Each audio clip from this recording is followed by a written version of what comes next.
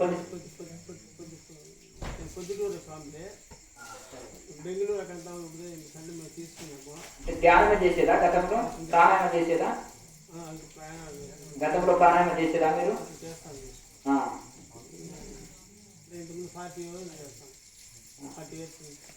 సరే, ఇప్పుడు మీరు క్రియాయోగం ఎంత కాలం నుంచి చేస్తున్నారు? 3 నెలల నుంచా? ఇప్పుడు కంటిన్యూ చేస్తున్నారా? నేను భయపడనక్కర్లేదు. కుంభకం తగ్గి, ఎక్కువ కుంభకం చేయకుండా, కుంభకం తగ్గి, నో ప్రాబ్లం, ఏం కాదు. భయపడకుండా నిర్భయం కొట్టింది, ఏం కాదు. కంగారు పడవలసిన అవసరం లేదు. అది అంత స్థితిలో అంత ఇది ఉండదు. మీరు ఏదో ఇక్కడ మూలాధారంలో కొంచెం కదలికి వచ్చే వరకు పేలిపోయింది అనుకుంటారు. అర్థమైంది కదా? టీవీలో యూట్యూబ్లో ఎక్కువ మిస్గైడ్ ఇచ్చేసి చాలా ఎక్కువైనాయి. అర్థమైంది కదా? మిస్గైడ్ ఎక్కువ నడుస్తుంది ఆధ్యాత్మికం. మీరేం కంగారు పడవలసిన అవసరం లేదు. అర్థమైంది? ఓహో సహస్రాలలో నిలిచి నీ జన్మ ధాన్యం ఇంకా ఈ జన్మనే తరిస్తావు. అర్థమైంది కదా? ఎందుకు కంగారు పడతావు? అర్థమైంది కదా?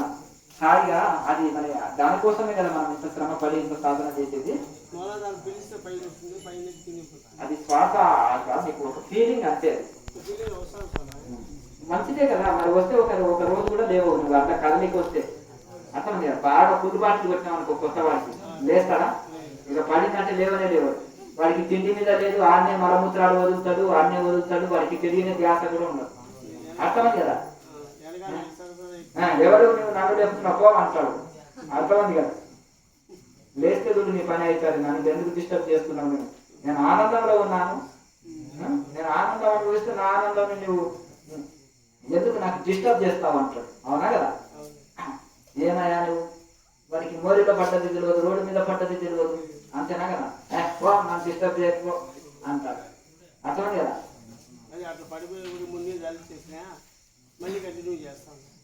చేయాలి కంటిన్యూ. కంగారు పడవద్దు, భయపడవలసిన అవసరం లేదు. ఏమి కాదు, కంగారు పడవలసిన అవసరం లేదు. కంటిన్యూగా కరెక్ట్ శాస్త్రీయంగా ప్రాణాయామం చేయండి, తర్వాత ధ్యానం చేయండి. ఏం కంగారు పడవలసిన అవసరం లేదు. మంచి రోజు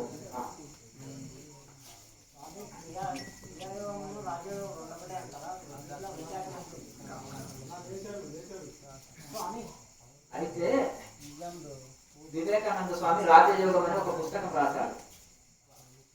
రాజయోగం అంటే దాని అర్థం ఏంటంటే అన్ని యోగాల్లో రాజు లాంటిది అని అర్థం. కొంతమంది జప యోగం చేస్తారు, కొంతమంది యోగ ఆసనాలు చేస్తుంటారు, కొంతమంది రకరకాలుగా సాధనలు చేస్తుంటారు. అందులో అన్ని యోగాల్లో రాజు లాంటిది ప్రాణాయామం కనుక ప్రాణాయామాన్ని రాజయోగం అని మరొక పేరు పెడతారు. హఠయోగ ప్రతిష్ఠికలో స్వాత్మరామ యోగేంద్రులు కూడా ఈ ప్రాణాయామాన్ని రాజయోగం అని కూడా పిలుస్తారు. ఒక చాప్టర్ లో రాజయోగము అని ప్రాణాయామం గురించి కూడా చెప్తారు. మరి ఎందుకు ఆయన చెప్పిండంటే అన్ని యోగాల్లో రాజు లాంటిది, మనోలయం చేయడంలో రాజు లాంటిది కనుక, రాజంటే ఉత్తముడు అని అర్థం కనుక అన్ని దాంట్లో ఇది ఉత్తమమైంది. మనసుని లయం చేయడంలో అన్నిటికంటే రాజు లాంటిది అంటారు. రాజు అంటే గొప్పవాడు అని అర్థం కాదు, గొప్పవాడు అని అర్థం కదా. దీంట్లో ఇది కూడా అన్నింటిలో ఇది గొప్పది అని అర్థం. మనోలయం చేయడంలో ఎన్నో రకాల టెక్నిక్లు, ఎన్నో రకాల ఉపాయాలు చెప్పబడ్డా ఈ మనోలయం చేయడంలో, మనసు అంతర్ముఖం కావడంలో ఈ ప్రాణాయామం అనేది చాలా సహాయం చేస్తుంది. చాలా ఇది ఉత్తమమైంది, ఇది చాలా గొప్పది అని దాని అర్థం. అట్లా ఇది ప్రాణాయామనే రాజయోగం అని మరొక పేరు. మరి ప్రాణాయామం ఏంటి, రాజయోగం ఏంటయ్యా? రెండు ఒకటే అంటున్నా కదా. క్రియ ఏంటి, ప్రాణాయామం ఏంటి? వాటర్ అన్నా, పానీ అన్నా, నీళ్ళు అన్నా ఒకటే. ఇక్కడ క్రియ అన్నా, రాజయోగం అన్నా, ప్రాణాయామం అన్నా ఒకటే. అర్థమైంది కదా? క్రియ అంటే శ్వాసక్రియ, ప్రాణాయామ క్రియ. దీన్ని క్రియ, ఈ క్రియ చేస్తేనే నిష్క్రియ, శ్వాస లేని స్థితి, శ్వాస లయమైన స్థితి, అదే నిర్వికల్ప సమాధి స్థితి అనేది లభిస్తుంది. క్రియ లేకుండా నిష్క్రియ స్థితి లభించదు. ఈ సంస్కృత పదాలు. క్రియ లేని నిష్క్రియ స్థితి లభించదు. ఈ ప్రాణాయామ టెక్నిక్ ద్వారానే శ్వాసని లయం చేయొచ్చు. ముళ్ళును ముళ్ళుతోటి తీసినట్టు శ్వాసని శ్వాసతో లయం చేయాలంటే ప్రాణాయామ టెక్నిక్ తప్పకుండా ఉండాలి. ప్రాణాయామ అనే ఉపాయము తప్పకుండా ఉండాలి.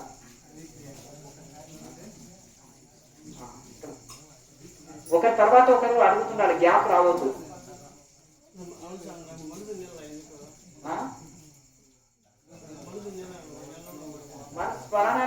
చేస్తే మనసుని నిలుస్తుంది. అప్పుడే మొత్తం కుండని సహస్రారం పోతుంది ఎగిరిపోతుంది అంటున్నావు, మళ్ళీ మనసుని నిలుస్తలేదు అంటున్నావు. ముట్టి పూసల్లో కుండలిని ముట్టి పూసల్లో కదిలినా కానీ అర్థమైంది కదా. కొత్త వాడికి ఒక్క పెగ్ వేసినా సరే అయిపోయి అవుట్, వికెట్ అవుట్. అర్థమైంది కదా. పాత వాడికి అనుకో ఫుల్ బాటిల్ కొట్టిన వాడికి ఇక ఒకటి ఎక్కుతలేదు అయ్యా, మొద్దు వారిపోయింది. మొద్దెద్దుకు అదే ముద్దు పెట్టి కూర్చున్నా కానీ ఎంత కూర్చున్నా పోదు, దున్నపోతు మీద వర్షం కురిసినట్టు. ఇక ఆడి తాగి వాడికి మొద్దు అయిపోయింది, వాడికి గెలవకి ఫుల్ బాటిల్ కూడా ఎక్కడ అంటారు. ఇక కొత్త వాడికి పెగ్గేసిన అవుట్, వికెట్ అవుట్. అట్లాగే జస్ట్ ఆ యొక్క చిన్న కదలిక ఇట్లా కదిలిందంటే అయిపోయాయి కదా. ఇప్పుడు నిశ వచ్చి పడిపోయాక ఒక రోజు కూడా లేవు, అంత పవర్ ఉంటుంది అది. మరి అర్థమైంది కదా. ఈ లోపల మనకు తెలియదు పాపం, వీళ్ళది తప్పు కాదు కానీ ఆ టీవీల్లో యూట్యూబ్లో లేకపోతే పుస్తకాల్లో తెలియకుండా ఏమంటే కాకలు పొగలు వస్తున్నాయి ఏం మంట పెట్టారా కింద, స్టవ్ మీద కూర్చోబెట్టినట్టే. స్టవ్ మీద కూర్చుంటే నెత్తి మీద పొగలు వస్తున్నట్టు. అంటే ఏమి కంట్రోల్ అండి, కంట్రోల్ చేయడం ఏంటి, వచ్చింది ఏంటి పోయింది ఏముంది చెప్పండి. అది ఏం మాట్లాడతారో అర్థం కాదు. ఇవి తపస్సులు చేసి చెప్తున్న మాటలు అండి. ఉట్టిగే పుస్తకాలు యూట్యూబ్లు ఇంటర్నెట్ ఇప్పుడు వచ్చినాయి. మా బ్రెయిన్లో ఒక మంచి పుస్తకం దొరకడం కూడా కష్టం మేము చిన్నప్పుడు. తర్వాత యోగ మార్గంలోకి వచ్చినాక కఠోర ఆహార నియమాలు, కఠోర తపస్సులు చేసి చెప్తున్న మాటలు ఇవి. అది సామాన్యం అనుకుంటున్నారా? కొంచెం ఇట్లా కదిలితేనే మరి అంతే కదా. కొత్త వాడికి చిన్న పెగ్గి వేస్తేనే అవుట్, వికెట్ అంటున్నా. అట్లాగే మీరు జస్ట్ ఇట్లా కదలిక వస్తేనే ఆటోమేటిక్ అయిపోయాయి, నిశ ఎక్కిపోతుంది, రోజంతా లేవద్దు. అర్థమైంది కదా. రామకృష్ణ పరమహంస 4 రోజులు లేవరే ఆ నిశ కొడితే. అర్థమైంది కదా. అది పరిస్థితి. తోతాపురి వెయిటింగ్ చేశాడా, చదివారా రామకృష్ణ కథామృతం? 4 రోజులు వెయిటింగ్ చేశాడు, గురువు శిష్యుడు ఎప్పుడు లేస్తాడు, లేకపోతే ఇక 10 రోజులైనా కూర్చుంటాడని. మళ్ళీ బహిర్ముఖం జరిగే కొన్ని టెక్నిక్లు ఉంటాయి తెప్పించాడు. అది కొంచెము కదలిక వస్తేనే ఒక రోజు అసంతం లేవలేకుండా కూర్చోనగలుగుతాం ధ్యానంలో. ఆ కదలిక కూడా ఊహాగానాలు కాదు, తెలుస్తుంది. చీమ ప్రాకింది తెలియదా, అర్ధరాత్రి కూడా ఇట్లా కొట్టేస్తాం చీమని అంటే స్పర్శ తెలుస్తుంది అర్ధరాత్రిలో కూడా. మరి ధ్యానంలో ఎరుకలో ఉన్నప్పుడు ఎందుకు తెలియదు ఆ స్పర్శ? కుండల్ని యాక్టివేట్ అయ్యింది, కదలిక అయ్యింది, శ్వాస సుష్మంలోకి ప్రవేశించింది, ఎక్కడి వరకు వచ్చింది కూడా, ఏ చక్రంలో ఉన్నది కూడా అంత స్పష్టంగా తెలుస్తుందండి. విశుద్ధ చక్రం వరకు కూడా ఈజీగా మనకు తెలిసిపోతుంది. కనుక మీరు కన్ఫ్యూజ్ కాకండి, మమ్మల్ని కన్ఫ్యూజ్ చేయకండి. అర్థమైంది కదా. మేమేం కన్ఫ్యూజ్ కావు. మీలాంటి 1000 మంది నాకు ప్రశ్నించినా కానీ 1000 మందికి జవాబు చెప్పేస్తాం. అర్థమైంది కదండి. మనం ఇట్లా పెడితే ఈ ఎనర్జీ మనకు వైబ్రేషన్ వస్తుంది. కానీ ఈ 2 ఏళ్ళు మనం కాళ్ళు పెడతాం. లేదు, ఇప్పుడు ఇట్లా వైబ్రేషన్ వచ్చింది తెలుస్తుందా? తెలిస్తే అయితే మరి దాన్ని ఫాలో కాదు. మరి కిందికి వేరే ఉంటుంది. ఈ చిటికీ కిందికి ఆనించుకోవాలి. ఇది పెట్టుకుంటే ఇట్లా ఫ్రీ ఉంటుంది. కిందికి ఆనించి ఏదిగా జస్ట్ ఈ నాభిది ఇంపార్టెంట్, కానీ ఇది ఇట్లా పెడితే మనకి ఇబ్బంది కదా, చేతులు లాగుతాయి కదా. ఇలా పెట్టుకుంటే ఫ్రీ ఉంటుంది కదా, అంతే. అది మన ప్రాణాయామం చక్కగా చేస్తుంటే ఆ వైబ్రేషన్ తెలుస్తుంటుంది. నాభిది స్వయంగా తెలుస్తుంది. మంచి గురువుల సాంగత్యం మాకు లభించింది. ఉపనిషత్తులను అధ్యయనం చేసిన, ఘోర తపస్సులు చేసిన. అర్థం కదా. ఇవన్నీ అనుభవంతో చెప్పి 10 మందిని ఆమెకు ఏముంటది, నొప్పులు ఎలా తీయాలి, ఎప్పుడు ఎట్లా ఉంటది, ఎట్లా ఏంటి అనేది అన్ని తెలుస్తాయి కదండి. కానుక ఎట్లా ఇది చేయాలి, అర్థమైంది కదా. కొత్తగా వచ్చింది అనుకోండి, కొత్తగా వచ్చిన ఒక ఆమె ఏం చేసిందంటే ఇంకా పెళ్లి కూడా కాలేదు, అమ్మాయికి 12 ఏళ్ళు ఉన్నాయట. అవ్వ నొప్పులు ఇట్లా కాదు, ఇట్లా తీయాలి, గోడని పట్టుకో, కుర్చీని పట్టుకో, అర్థమైంది కదా. ఇలా నొప్పులు తీయాలి అని 10 ఏళ్ళు కానుక చేసిన ఆమెకు చెప్పిందంట. అర్థమైంది కదండి. అట్లా ఇది కాకుండా ఇది అవన్నీ తాతకు తాత నీకు దగ్గరికి వస్తలేదు, నేను యూట్యూబ్ లో చూసినా అని అదే కెమెరా వస్తుంది ఉప్పు అని ఎట్లా తాత దగ్గు లేదు, జీవితమే తాతకు దగ్గులు. అవునా? తాత జీవితమే ముసలి వాడి జీవితం ఏంటిది? దగ్గు నేర్పంగా తాతకి అవసరం లేదు. దగ్గులు వచ్చేస్తాయి కనుక ఆటోమేటిక్గా ఇది ఉంటుంది. కనుక ఇవన్నీ కూడా మీరు కన్ఫ్యూజ్ కాకండి దయచేసి. మిమ్మల్ని కన్ఫ్యూజ్ చేసే చాలా యూట్యూబ్ ఛానల్స్ ఉంటాయి, ఆఫ్ మైండ్ బుక్లు ఉంటాయి, వాటిని ఫాలో కాకండి. ఇంగ్లీష్ పుస్తకముని ఫాలో కాకండి, అది తీసి తగలబెట్టండి. ఇంగ్లీష్ బతుకు తెరువు కోసం చదువుకోండి, ఫాలో కాండి.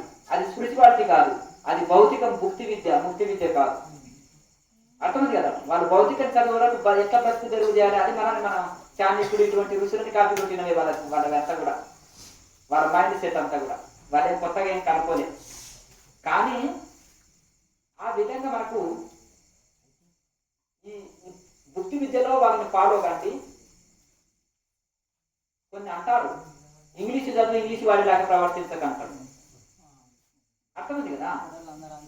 అలాగే నీ భక్తి తెలుగు కోసం అది చదువు, అది అది మన ఋషులను ఫాలోగా, ఆధ్యాత్మికాన్ని ఫాలోగా, అప్పుడు నువ్వు శాంతిగా జీవిస్తావు. వాళ్ళు శాంతి లేకనే పరిగెత్తుకొని వచ్చి మన సెంటర్లో జైన్ అయి చూడండి కొన్ని వేల సన్యాసులు ఉన్నారు, పాలినర్స్ అన్ని వేసేస్తున్నారు. అయితే స్వామి మీరు మొన్న యాదాద్రి పోయినప్పుడు భూస్వామితో మాట్లాడారు. మంచి ఫస్ట్ ఒకటి చెప్తా చూడండి. అక్కడ జరిగిన సబ్జెక్ట్ ఏంటంటే వాళ్ళు ఇంత వేదాంతం చదువుకొని ఆధ్యాత్మికంలో యజ్ఞాలు చేయించడం, ప్రవచనాలు ఇవ్వడం, కొంచెం ఏదో కొంచెం సదాచారము, సంస్కృతి, మంచి సంస్కృతి నేర్పడం. టీచర్ ఉన్నాడు, ఆయన పాఠాలు చెప్తారు, అంతేవరకు కదండి. అలాగే మన బాగోగులు చూసుకొని వండి పెట్టుకుంది తల్లి. ఇంకా రకరకాలుగా మంది గురువులు మనకి ఎంతో మంది ఉంటారు ఈ ప్రపంచంలో. ఈ ఆత్మజ్ఞానంలో, మోక్ష మార్గంలో చూపించి ఏదైతే ఉంటారో వీళ్ళు సద్గురువు అంటారు. అర్థమైంది కదండి. కనుక సత్తుని దర్శింపజేసేవాడు, సత్తుని ఆత్మానుభూతి మార్గంలో నడవటం కోసం అనేది ఇది ఫైనల్, ఇక ఫైనల్ అన్నమాట. ఇక ఈ లోపల మనం ఎంతో మంది సజెషన్లు వింటాము, ఎన్నో రకాలుగా ఉంటాము. కొంతమంది వేదాంతులు ఉంటారు, కొంతమంది యోగా హఠయోగా నేర్పే వాళ్ళు ఉంటారు, కొంతమంది రకరకాలుగా ఇవన్నీ ఉంటాయి. కాకపోతే అన్ని రకాలలో ఉంటుంది. మానవ జన్మ ఆ సన్యాసం తీసుకోవాలనే లైఫ్ ఒక క్రమ పద్ధతిలో చెప్పడం జరిగింది. కొంతమంది డైరెక్ట్ తీసుకుంటారు, కొంతమంది ఫ్యామిలీ లైఫ్ అయిన తర్వాత ఓల్డ్ ఏజ్ హోమ్ లో 60 దాటినాక కూడా తీసుకుంటారు. దాంట్లో రకం సన్యాసం తీసుకుంటే మోసం అని లేదు. లాయర్ మార్చి అంటాడు, నువ్వు క్రియ చేయబోయా తరిస్తావు, గుడ్డలు కదా మార్చేది, గుడ్డలు ఉన్నాయి కదా గుణం మార్చాయా అంటారు. అర్థమైంది కదా. ఏం 100 రూపాయలు పెట్టి వచ్చేస్తుంది వేసుకోవడానికి, దానికి ఏముంది ఇంట్లో. అయితే అట్లా కాదు, బయటికి వెళ్ళినప్పుడు కొంతమంది పాత అలవాట్లు అనేవి ఉంటాయి. కొన్ని జాగాలకు పోయినప్పుడు వాళ్ళు ఇబ్బందులు పెడుతుంటారు. కొంతమందికి తెలియక వాళ్ళు జర 2-3 సంవత్సరాలు అయిందిరా బాబు వదిలిపెట్టి అన్నా కూడా వాళ్ళు జర అడ్డు పెడుతుంటారు. వాళ్ళ కర్మ వాళ్ళ వదిలేయ్యా, నీ దాంట్లో నీవు ఉండు. అర్థమైంది కదా. నీది మంచి చేస్తున్నావా, నీ మార్గంలో నీవు ఉండు, సాధన మార్గంలో వెళ్ళు. మన మైండ్ ఎట్లుంటుందంటే దిక్సూచి లాంటిది. దిక్సూచి ఏం చేస్తుంది, ఎటు తిరిగి వస్తారా అనేది చూపిస్తుంది. మళ్ళా మన ఎటు తిరిగి మన సమస్యలు, మన దాన్ని ఏమంటారు ఇదే చూపిస్తుంది మన మైండ్. అంత వేదాంతం అన్న ఎన్నాక మన సంసారంలో గదెట్టులో చెప్పు స్వామి అన్నట్టే ఉంటుంది. అర్థమైంది కదా. ఇది ఒక దిక్కును చూస్తే తెలుసుకుంటే అన్ని దిక్కులు తెలుస్తాయి. సముద్ర ప్రయాణము దిక్సూచి ఆధారంగా చేస్తారు పడవలో ప్రయాణం. కనుక ఇది ఎటు తిరిగి మన మనసు మనలోని లోపాలే చూపిస్తుంది, మనలోని వీక్నెస్లే చూపిస్తుంది, మన బలహీనతలే చూపిస్తుంది, మన కష్టాలే చూపిస్తుంది మనసు. కనుక వీటిని అధిగమించాలంటే మనసు స్థాయిలో కాకుండా బుద్ధి స్థాయిలో ఆలోచన చేయాలి. ఆలోచన చేసి ఇవన్నీ దేనికి వచ్చినాయి, దేహం ఉన్నందుకే కదా ఇవి వచ్చింది. ఎన్నో దేహాలు మారిన, ఎన్నో జన్మలు, ఎన్నో సమస్యలు. అసలు నాకు నేను మనసునే కానప్పుడు మనసుకు వచ్చిన సమస్య నాదేంటి, నేను దేహమే కానప్పుడు నాకు దేహానికి వచ్చిన ఈ యొక్క క్యాన్సర్ గడ్డ నాకెట్లా అవుతుంది, గొంతులో వచ్చిన క్యాన్సర్ గడ్డ నాదెట్లా అవుతుంది అని రామకృష్ణ పరమహంస, ఈ భుజానికి వచ్చిన క్యాన్సర్ గడ్డ నాదెట్లా అవుతుందని రమణ మహర్షి. వాళ్ళు ఏమైనా పట్టించుకున్నారా? మిగతా చూస్తేనే పక్కోడికి రోగం వచ్చినట్టు. ఏంటిదంటే వీళ్ళు గురువు గారు చాలా తమాషని, చాలా విచిత్రంగా ఉన్నారు, ఈయన ఆనందంలో ఉన్నాడేంటి, ఇంకా నటన చేస్తున్నాడా, మన కోసం కల్పించుకున్నాడా అన్నట్టే ఉంటుంది. అట్లా కనుక వాళ్ళు నేను దేహమే కాదన్నప్పుడు దేహానికి వచ్చింది నాదెట్లా అవుతుంది, నేను మనసునే కానప్పుడు మనసులో వచ్చిన ఆలోచనలు, మనసుకు వచ్చిన కష్టాలు, మనసుకు వచ్చిన సమస్యలు, ఎన్నో సమస్యల లిస్టు చూపిస్తుంది మనసు. మనసు చాలా భయదారిదండి, అందరిని ఇబ్బంది పెడతారు. ఇంత లిస్టు చూపిస్తుంది, ఏడుకైన సమస్యల లిస్టు జరుగుతుంది మనసు. అంటే ఉద్యోగం లేకపోతే ఒక సమస్య, ఉద్యోగం వచ్చిన కాంట్లో ఒత్తిళ్ళు అంటారు, మళ్ళీ అందులో టార్చర్లు అంటారు, మళ్ళీ ఇది అంటారు, మళ్ళీ ఇది లేకపోతే ఒకటి, అది లేకపోతే ఒకటి. అన్ని సమస్యలు చూపిస్తుంది మనసు. మనసు మాట వినకండి, మనసుని మాట వినకుండా మీరు బుద్ధి మాట వినండి. మంచి చేతులు చూపిస్తుంది. బుద్ధి చెప్పినట్టు వినకపోతే మనం బోల్తా పడతాం, ఫెయిల్ అవుతాం. బుద్ధి చెప్పినట్టు మనసు ఎప్పుడు డామినేషన్ చేస్తుంది బుద్ధిని. మనసుని డామినేషన్ చేసి బుద్ధి అధిగమించి బుద్ధి మాట వినాలి, బాగుపడతాం. అట్లా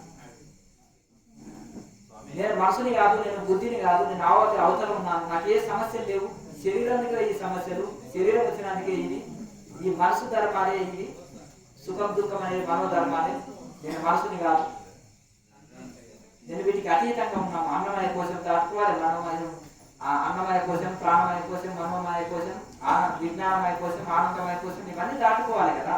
పంచకోశాలు దాటితేనే మనం అనుభూతిని అనుకోగలుగుతాం. ఇంకా మనం ఇక్కడ మనసులోనే, శరీరంలోనే, ఇంకా ఇక్కడనే మనము కొట్టుమిట్టాడుతుంటే ఎట్లా? ఇవన్నీ విచారంతో తొలగించుకొని సాధనని పెంచుకుంటే అన్ని సెట్ అయిపోతాయి. సాధన తగ్గినప్పుడు ప్రాపంచిక మనసు డామినేట్ చేస్తుంది, సాధన పెరిగినప్పుడు మనసు అనుగుతుంది. మన ఏవో మనశ్శానం కారణం బంధ మోక్షయోగం. మనసే నీకు బంధానికి కారణము, ఈ మనసే మోక్షానికి కారణం. ఎలా? ఈ మలిన మనసు, అశుద్ధ మనసు నిన్ను ప్రపంచంలో బంధిస్తుంది, సంసారంలో బంధిస్తుంది. నీ మనసు శుద్ధమైనప్పుడు నువ్వు సంసారంలో ఉన్నా, ప్రపంచంలో ఉన్నా, నువ్వు వాటి అతీతంగా ఉంటావు. బురదలో ఉన్నా బురదలు అంటకుండా కుమ్మరి ఉంటుంది. అలాగే నీకు బాధ్యతలో ఉన్న నీ మనసు, నీ మానసిక స్థితి, నీ ఆలోచన స్థితి, వాటిని అన్నిటిని దాటుకొని అతీత స్థితిలో ఉండగలుగుతాం. కనుక మనసుని శుద్ధం పెట్టుకొని అన్నిట్లలో ఉన్నా ఇబ్బంది లేదు. మనసు అశుద్ధంగా ఉన్నప్పుడు అన్ని వదిలిపెట్టి అడవిలో, హిమాలయాల్లో ఉన్నా లాభం లేదు. కనుక ఈ మనసు శుద్ధి పుటం పెట్టాలి. మనసు అనేది ముడి బంగారం, ముడి బంగారం దొరుకుతుంది. ఇత్తడి, రాగి, ఇనుము అంతా కలిసి ఉంటుంది. కేజీ ఎంత అండి, కింటాలు ఎంత అండి అంటారు ముడి బంగారం. అదే దాన్ని నిప్పులు వేసి కాల్చి గుటం పెట్టి ఇనుము, రాగి, ఇత్తడి ఇవన్నీ తొలగించిన తర్వాత స్వచ్ఛమైన బంగారాన్ని తులం ఎంత అండి, గ్రామ్ ఎంత అండి అంటాం. 10 గ్రామ్స్ ఎంత అండి అంటాం. కిలోలు ఎంత అంటే అంటాం. ఎవరు అడుగుతారా కిలో ఎంత అండి? వెండిని అడుగుతారు కిలో ఎంత అంటే, రాగిని అడుగుతారు, ఇత్తడిని అడుగుతారు. ఎవరైనా బంగారాన్ని షాపులకు వెళ్ళి కిలో ఎంత అండి, కేజీ ఎంత అంటే అంటారా? అనరు కదండి. తులం ఎంత అండి అంట.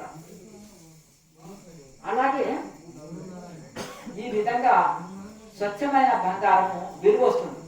వెండి శుద్ధం చేసిన బంగారం శుద్ధం చేసిన తర్వాత దాని డిమాండ్ ఎంత పలుకుతుందో, ఈ మనసు శుద్ధమైన తర్వాత అంత విలువని సంపాదించుకుంటుంది. కనుక ఈ మనసుని బంగారాన్ని పుటం పెట్టి ఇత్తడి, రాగి తీసేస్తే విలువ వస్తుంది, వన్ని వస్తుంది, విలువ వస్తుంది. అలాగే ఈ మనసుని కూడా పుటం పెట్టేసి మనం శుద్ధం చేసుకుంటే అంత విలువ పలుకుతుంది అని అర్థం. అందుకే మన సందేహాలు ఉంటాడు కదా. మధ్యాహ్నం గోత్రాన్ని బట్టి పరంపర ఉంటుందని చెప్పారు కదా, అది మాది జనరల్ గోత్రం. నేను ఏ పరంపర నుంచి వచ్చి ఉంటాను చెప్పండి. ఆ ఋషి పరంపర అంతే. ఆ కొంతమంది ఋషులకు చరిత్రలు ఉండొచ్చు, రాయొచ్చు, రాయకపోవచ్చు, కొత్త కొత్త ఉంటాయి. మూలానికి తీసుకపోతే మళ్ళీ ఆయన వ్యాసుల శిష్యుడు ఉంటాడు, వశిష్ఠుల శిష్యుడు, ఇట్లా దీనికి సంబంధించిన శిష్యులకు శిష్యులు, శిష్యులకు శిష్యులు 10 తరాలు ఉండాలి అనుకోండి. అర్థమైంది కదండి. ఈ లోపల కొంతమంది పేర్లు ప్రతి దాంట్లో, రామాయణంలో, భారతంలో చాలా ఋషుల పేర్లు వస్తాయి. ఉపనిషత్తుల్లో కూడా చాలా ఋషుల పేర్లు వస్తాయి. వాళ్ళ శిష్యుల పేర్లు, వాళ్ళ శిష్యుల పేర్లు కూడా అందరి పేర్లు వస్తాయి. వాటి చరిత్రలో అధ్యయనం చేసుకుంటూ వెళ్ళినప్పుడు వచ్చేస్తాయి. ఎంత ఋషి సంతతి. ఋషులు అందరూ కూడా ప్రాణాయామాభ్యాసము, విచారణ, ధ్యానం ఈ 3 తప్పకుండా చేశారు. ఈ 3 చేయకుండా ఎవరు మహర్షులు కాలేదు. చరిత్రలో నిలిచిపోయిన ప్రతి ఋషికి ఈ 3 ఉన్నాయి. వివేకానంద స్వామి పతంజలి సూత్రాల గురించి ఎంత అద్భుతంగా చెప్పాడు చికాగోలో. మనసు వశం ఎక్కడికి నీకు మనసు వశం కాకపోతే శ్వాసను అంతా బయటికి వదిలిపెట్టి శూన్యతలో శక్తి కొలది ఉండు, నీ మనసు వశం అవుతుంది అనే టెక్నిక్ చెప్పాడు. ఇది పతంజలి చెప్పిన టెక్నిక్. ధ్యాన యోగం అనే ఒక పుస్తకం రాశారు, పతంజలి సూత్రాలని రాశారు. ప్రతి ఋషి ఎవరి తీసుకున్నా కానీ అద్భుతంగా వాటి గురించి చెప్పారు.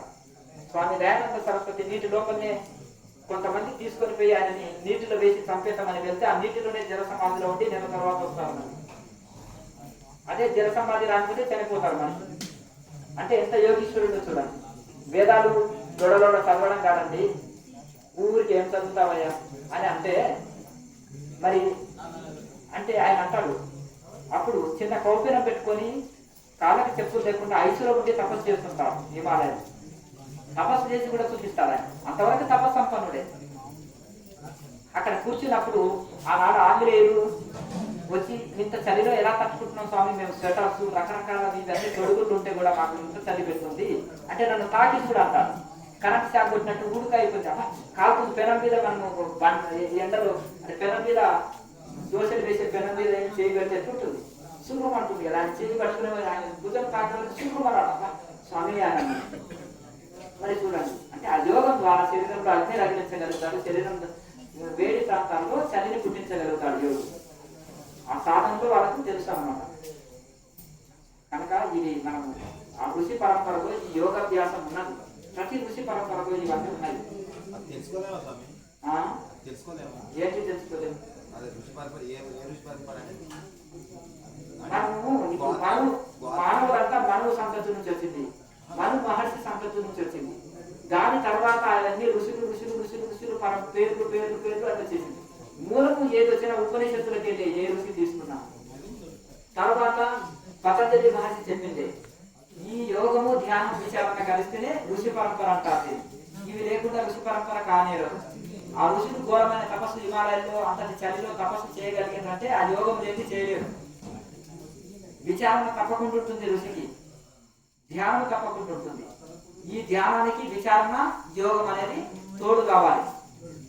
అప్పుడు ఆ తోడు అయినప్పుడే అది తపస్వాధ్య ఈశ్వరుడు అంటారు. దీనికి పేర్లు వేరు పెట్టవచ్చు, కొద్దిపాటి భేదంతో మార్చి మార్చి చెప్పొచ్చు, దాన్ని రివర్స్ లో తిప్పి తిప్పి చెప్పొచ్చు. ఏది చెప్పినా ఏది చేసినప్పటికీ కూడా ఋషి పరంపరలో ఈ మూడు ఉంటాయి. ఏ ఉపనిషత్తు తీసుకోండి, ఆ ఉపనిషత్తులో ఆ ఋషి బోధించే విధానం చేసి చూడండి, అందులో ఈ మూడు ఉంటాయి. యోగోపనిషత్తులు తీసుకోండి, 108 ఉపనిషత్తుల్లో మీరు పరిశోధన చేయండి. యోగం, ధ్యానం, విచారణ అంటే ఋషి పరంపర. భగవద్గీతలో యోగం చేయలేక 4వ అధ్యాయంలో ప్రాణాయామ గురించే ఉంది, 6వ అధ్యాయంలో ధ్యానం గురించి ఉంది. అలాగే విచారణ గురించి కూడా భగవద్గీత అంతా విచారణ భగవద్గీత అంతా వివేక జ్ఞానాన్ని కలిగించేది. మరి ఇందులో ధ్యానం, విచారణ, యోగం ఈ మూడు ఉన్నాయా లేవా భగవద్గీతలో? ఉపనిషత్తు సారమే. ఉత్తర గీతల్లో ఈ మూడు ఉంటాయి. ఉత్తర గీత అంటే ఇంకా కాదు, ది బెస్ట్ గ్రంథం. ఎందుకంటే ధారణ ధ్యాన సమాధి, ఇక అది వైరాగ్య పనులకి మోక్షం ఇప్పుడే కావాలనుకున్నదకి అది ఉపయోగపడే గ్రంథం. రామాంజనేయ సంవాదం చూడండి. ఓ ఆంజనేయ, 108 ఉపనిషత్తుల సారాన్ని కడివెల పెరుగులోకి వెళ్ళి పిడికెడు వెన్న తీసి నీ చేతిలో పెట్టినాను. అష్టాంగ యోగ రూపంలో, ధారణ ధ్యాన సమాధి రూపంలో నీకు అందిస్తున్నాను. ఎంత గొప్ప గ్రంథం! రామాంజనేయ సంవాదం తెలుగులోనే ఉంటాయి. ఆ పద్యాలన్నీ సంస్కృతంలో ఉంటే శివుడు పార్వతికి మాతకి చెప్పిన అది ఒక ఏదైతే ఉంటుందో బోధని దీన్ని తెలుగులో పద్య రూపంలో మార్చి ఈ యొక్క పరశురామ పంతులు అనే ఒక ఋషి, ఒక యోగి ఆ టైంలో ఒక 200 సంవత్సరాల కింద దాన్ని రాశాడు. చాలా అద్భుతమైన గ్రంథం పద్యాలు. దాన్ని తెలుగులో టీకా తాత్పర్యంలో కూడా దొరుకుతుంది. ఇవంతా మరి ధ్యానం, యోగము, ధ్యానం, విచారమే ఉంది. అందులో ఇంకా వేరే ఏం లేదు.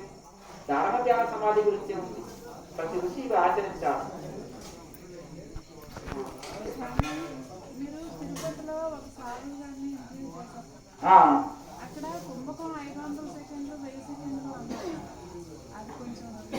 ఎవరన్నారు?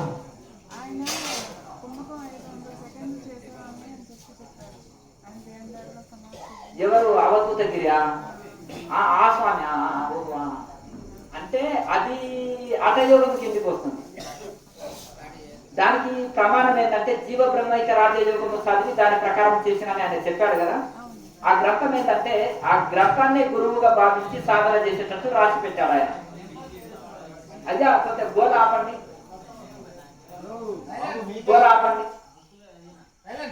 అయితే అందులో ఆ గ్రంథాన్ని చూసి కూడా సాధన చేసి ఫాలో అయ్యేటంత ఈజీగా రాసి పెట్టారు ఆయన.